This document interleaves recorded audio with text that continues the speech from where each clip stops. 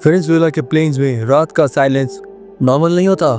यहाँ अंधेरा सिर्फ रोशनी की कमी नहीं होता, यहाँ अंधेरा एक वार्निंग होता है।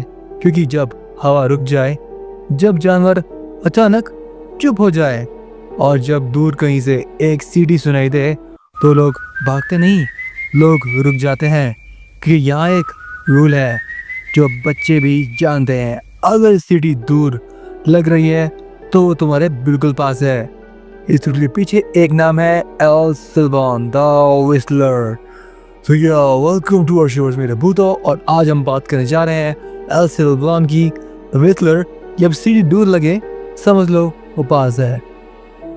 तो जानते हैं इस कहानी का राज, एक कहानी जो सिर्फ कहानी नहीं है। एल सिल्बॉन कोई मॉडर्न अर्बन लेजेंड नहीं है, ये कहानी सेंचुरीज पुरानी है और वेनेजुएला के रूरल एरियाज में आज भी लोग इसे रियल थ्रेट मानते हैं। Farmers, net guards, highway drivers सब एक ही चीज़ बोलते हैं, हमने उसे देखा नहीं पर हम जानते हैं वो वहाँ था। शुरुआत एक जुर्म जो माफ़ी के लिए लायक नहीं था। लोर के मुताबिक एल सिल्बॉन कभी एक नॉर्मल इंसान था, एक यंग आदमी, वायलेंट, स्पॉइल्ड और इम्पेशेंट। उसने एक दिन अपने फादर से मांग की कि उसके लिए वेनिसन यानी कि डियर का मीट लाए। जब फादर खाली हाथ लौटा तो गुस्से में आदमी ने उसे वहीं मार दिया, मतलब उस बंदे ने। इससे भी ज़्यादा डिस्टर्बिंग बात ये थी कि उसने फादर के रिमेन्स को कुक किया और अपनी माँ को खिला दिया। सोच सकते हो कितना क्रूरसम बात है ये। जब सच सामने आया तो फैमिली ने उसे माफ़ नहीं किया। उसके ग्रैंडफादर ने उसे कर्स पनिशन दी, उसकी पीठ पर कोड़े मारे, उसके घाव पर नमक और मिर्च डाली और एक सैक उसके कंधों पर जिसमें उसके फादर की हड्डियां भरी गई। ये उसके पेट पे लटक गया हमेशा के लिए। फिर उसे जंगल में छोड़ दिया गया एक सेंटेंस के साथ, तू मरते मरते भी भटकेगा। और वहीं से एल सिल्बॉन की कहानी शुरू होती है और वहाँ से उसका जन्म हुआ। रियल एल सिल्बॉन वो दिखता कैसा है? आई विटनेस डिस्क्रिप्शन मैच करती है। अननेचुरल टॉल, कभी 6 फीट कभी 10 फीट, बहुत पतला जैसा भूख ने हड्डियाँ बना दी हो। फेस शैडो में फीचर्स क्लियरली विजिबल नहीं, कंधे पर एक सैक यानी कि एक झोला सा जो चलने पर हड्डियों की आवाज़ करता है। पर सबसे टेरिफाइंग चीज़ उसका चेहरा नहीं, उसकी सीटी है जो जो दिमाग के साथ खेलती है। एल सिल्बॉन की सीटी नॉर्मल ट्यून नहीं होती। लोग डिस्क्राइब करते हैं एक ब्रोकन स्केल, जैसे कोई नोट्स कोई गिन रहा हो, कभी ऊपर से नीचे कभी नीचे से ऊपर को। और यही सबसे खतरनाक रूल अप्लाई होता है, अगर सीटी पास लगे तो वो दूर है, अगर सीटी दूर लगे तो वो पास है। इस रूल ने कितने लोगों को गलत डिसीजन लेने पर मजबूर किया। लोग समझते हैं वो सेफ है और फिर साइलेंस आ जाता है। वो टारगेट किससे करता था जानते हैं? एल सिल्बॉन रैंडम नहीं है। लॉर के मुताबिक वो स्पेशली टारगेट करता है। लॉर यानी जिसने इस पूरी कहानी को लिखा है। Drunk fan, domestic abusers, night travellers, वो लोग जो अकेले सफ़र करते हैं, इन लोगों को टारगेट करता था। विक्टिम के साथ कॉमन पैटर्न होता है, बॉडी इंटैक्ट मिलती है पर अंदर से एम्प्टीनेस डिस्क्राइब की जाती है, जैसे कोई चीज़ खींच ली गई हो। लोकल डॉक्टर्स ने रिपोर्ट किया फिजिकल इंजरी कम होती है पर साइकोलॉजिकल ट्रॉमा फैटल होता है। बोल्स का सच सिर्फ डेकोरेशन नहीं थी।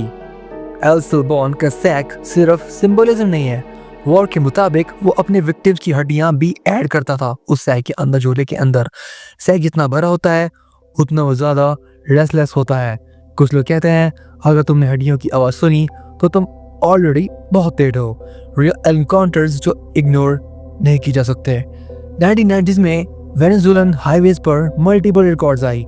ट्रक ड्राइवर्स ने बोला साइड मिरर में एक लंबा सिलहट, मतलब कि एक परछाई है, कैबिन के बाहर सीटी और फिर इंजन स्टॉल पे सीटी की आवाज़ आई।